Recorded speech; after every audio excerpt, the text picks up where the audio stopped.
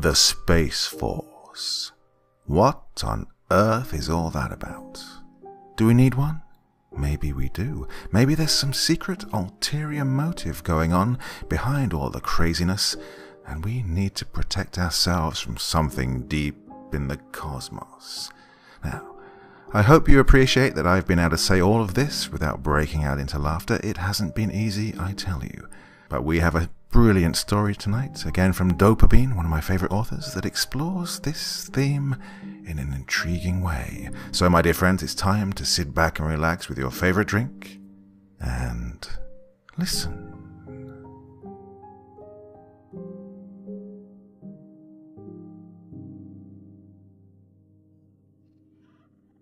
In 1910, the United States military discovered an extra-dimensional rift in the California desert.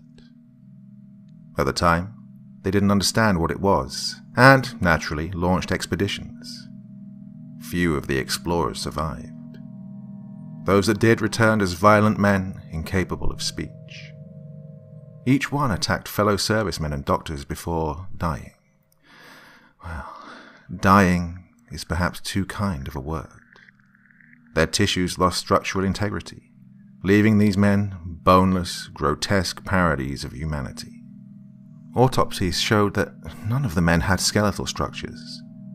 Rather than bone, they had a rough formation of what turned out to be calcified fungus. When inhaled, the fungus turned formerly brilliant men into mute, violent husks who quickly died.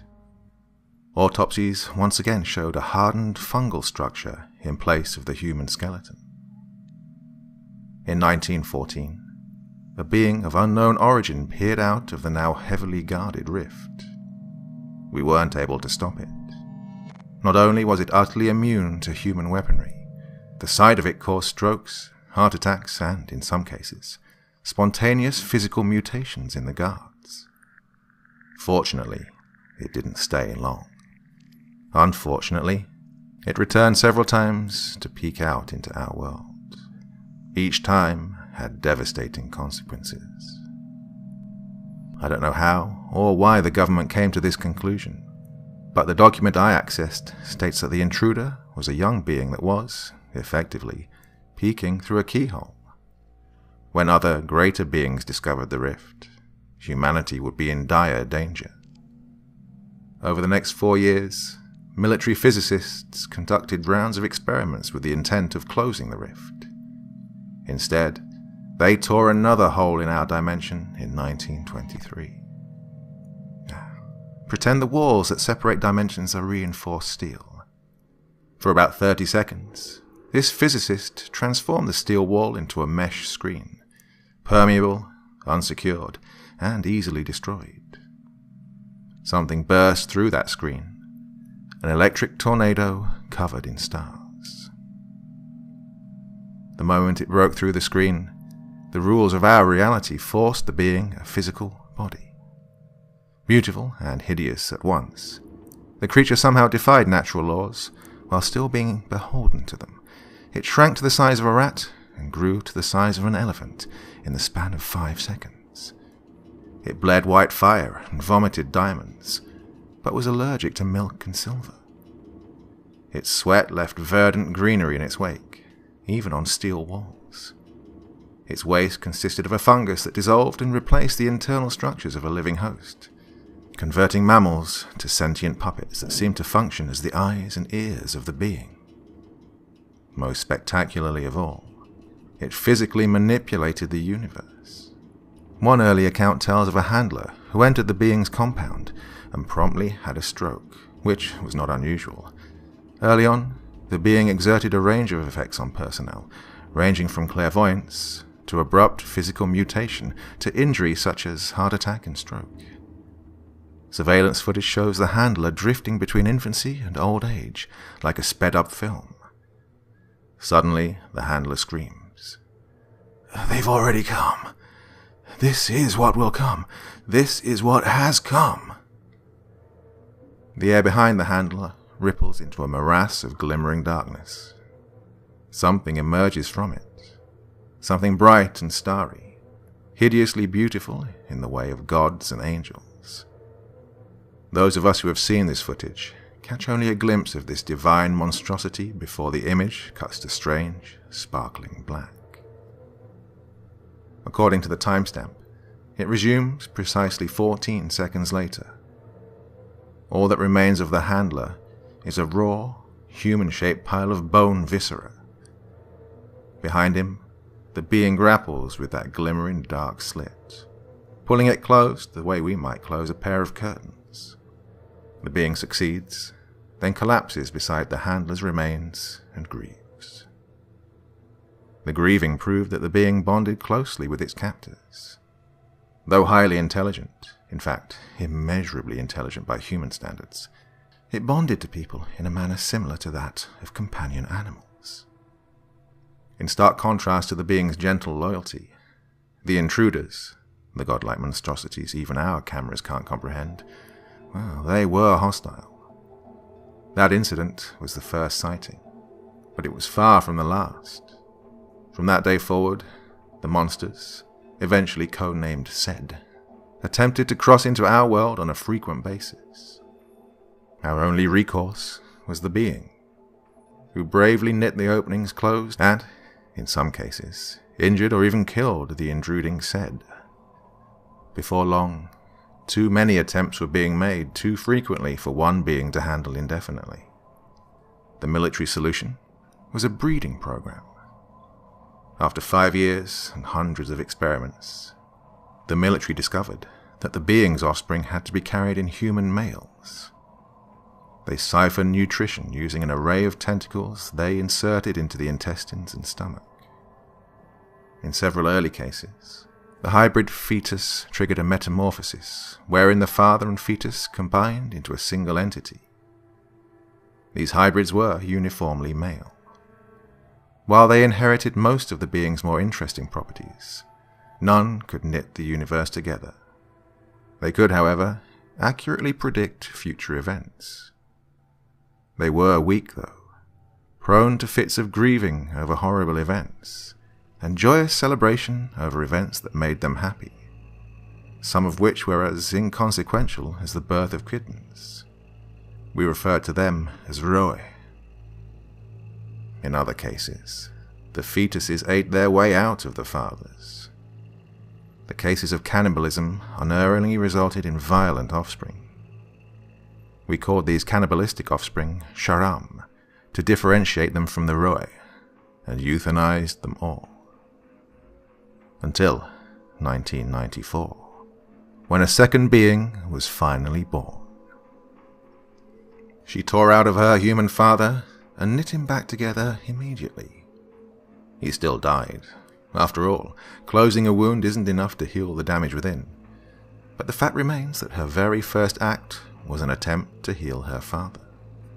Shortly after her attempt to save her father, the world split open. I've seen the footage from 24 angles. A stark black line cracks the air and grows, morphing into a glimmering obelisk that spans floor to ceiling. As Sed emerges, we see a glimpse of it, a titan made of stars and teeth and reptilian eyes, before the camera goes dark.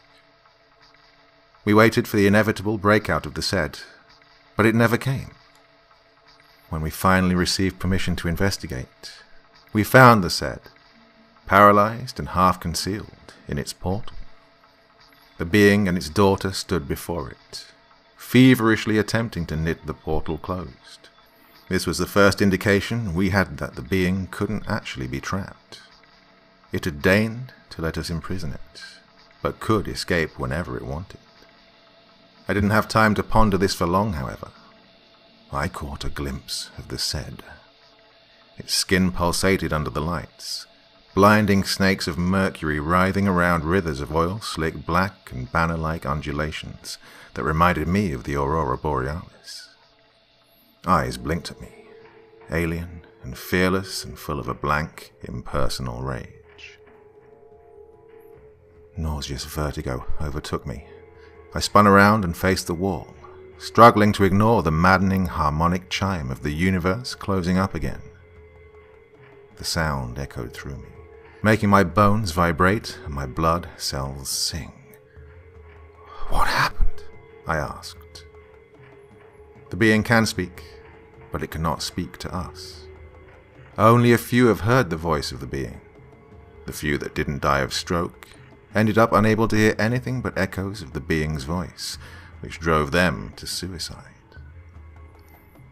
So, for several decades, the being communicated by manipulating matter in a way I can only describe as puppet shows, rough approximations of people, places, and things that told a story the being thought we would understand. This particular puppet show showed a cannibalistic fetus, a sharam, eating its way out of its father's back. It crawled out and grew until it was a man with starry skin and eyes like the sun. A rocket came and bore it away to another planet. It looked up, roaring, as the air around it shuddered and exploded into 1,000 glimmering holes. Seds flooded from these holes. The starry man killed them, rending these incomprehensible gods limb from limb. Then he fell to his knees and consumed them all. The image evaporated into smoke, which writhed until it formed the first written message ever delivered by the being. Sharam kill the Sed, but you kill the Sharam. At that moment, the Sed shuddered and its mouth opened. A hallucinatory, multicolored darkness flooded from its jaws and spilled through the room like a tsunami. I found myself hurtling through the darkness like a scrap of paper in a riptide. Like paper in water, I was dissolving. I could feel it, my bones rubberizing and my tissues stretching thin, pulling apart into thin, inconsequential tatters. Then hands plunged into my ruined form, warm and small and terribly painful. The next thing I knew, I was on my back in the birthing chamber. That pain intensified, overtaking all of my senses. I sat up, looking for the source, and screamed. My legs were flayed piles of viscera in which greyish, hole-filled bone gleamed. That is the last image I have. My bare bones coated in gore, before waking in a hospital. I will be honest, I didn't expect to wake up. The kind of knowledge with which I've been entrusted exacts a terrible price. I wasn't entirely wrong. They only kept me alive because the being had bonded so closely to me, and they felt like I might be able to coax it back to US territory. You see, after rescuing me and knitting the rift, the being and its daughter, who researchers named Ashera, fled. Remember, we weren't actually capable of imprisoning the being. It just allowed us to do it out of its boundless, incomprehensible devotion to its handlers. We don't know why it fled, although researchers believe it's because the being somehow realized we were killing the Sharam. Perhaps the being had parental feelings toward them. Perhaps it was simply heartbroken that we were slaughtering our own protectors. It doesn't matter. What matters is the being left us. It came back 2 years later, without Ashera, and immediately asked for me. I was brought in immediately. Military specialists told me to obtain the following information: what the Sed were, and how to stop them. If I failed, I would be killed. I expected to die. Hundreds of personnel over several decades had failed to extract this information from the being. Why would I be the one to succeed? Even though I was terrified, my reunion with the being was strangely wonderful. It grieved over my injuries and our sustained separation, then lay at my side. We luxuriated in each other's presence for many hours. Then, smoky tendrils shimmered into being and formed the words. The Sed finally understand they cannot open your earth while my children live. Instead, they will open your sky. Where do they come from? I asked. What are they? You will not understand. I believed this, but understanding wasn't my prerogative. Survival was. Tell me anyway. The being hid its face and began to tremble. You will hate me. I could never hate you. I did not come to love you. I am not meant to love you. I only love you because your reality makes it so. What do you mean? I asked. They are the rest of me. The being was right. I didn't understand. Neither did anyone else. No one ever would. The being never communicated again.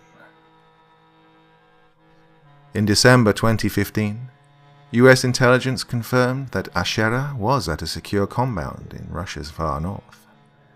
Russia quickly developed its own, rather more successful breeding program. They keep Sharam, but euthanize Roe. Funny how that worked out. 6 weeks ago, the Roe all broke into hysteria. They wept and screamed for hours, throwing themselves against the walls. Several perished. Finally, we obtained the information that was distressing them so. We have opened the stars.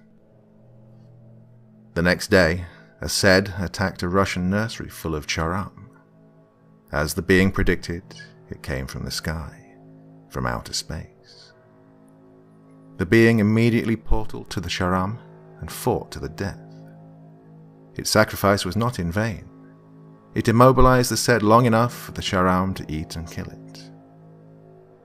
The being quickly decomposed into a small mountain of flowers and fungus. Over the following days, the Roe became even more hysterical, throwing a sustained fit of maddened despair centered around one piece of information. We are one. We have come. We are one. We have come. The Roe then killed each other. They suffocated, strangled, and beat one another to death in the course of 2 minutes. According to our intelligence, all of the Russian Charam died last week following an episode of mass psychosis. Autopsies revealed that all of their skeletons had been replaced with a hardened, calcified fungus. The people who performed the autopsy died in similar circumstances, mindlessly violent, with fungus in place of bones. As of yesterday, the Russian compound appears abandoned, a dark, fungal mass choked with flowers, a curiously beautiful blight on the Siberian tundra. We found Ashera. She is prepared to die for us. She is half human after all. This is her world. She'll close the rifts on Earth and in space until it kills her. She doesn't know what the being truly was. No one does. If it was meant to be our enemy, why did it give us Charam to kill it, Roe to reveal it, and Ashera to save us? No one even knows what the Sed are. We only know that they are opening our skies. Contrary to released information, the government's been in space for quite a long time. Naturally, we're launching attacks against the Sed. Without Charam, I don't think we have a chance. But Ashera is willing to try. The government is willing to send her into space to close the rifts, and it is willing to put soldiers in spacecraft to bomb the Sed to death. It sounds ridiculous, putting a demigod on a rocket ship. The worst part is, even if it works, there's nothing to do about the fungus. The being was right. I don't understand. I don't think anybody ever will.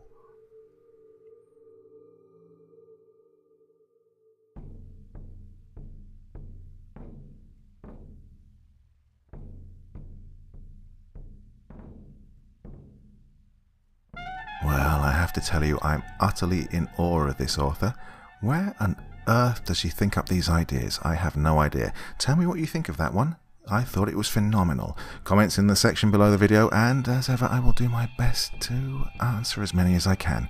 Thank you so much for all those who dropped by for the special birthday video yesterday. A little bit of a surprise on Sunday. Maybe you didn't see it, but it'll still be there waiting for you anyway. So many good wishes from all of you, and I totally appreciate all of them. You know that? Well, I will be back again on Wednesday. Don't know what yet, but I'll definitely be back. But that's enough for me for one evening. You all have sweet dreams this evening, and remember, it's just a story. Okay, see you all again real soon. Bye-bye.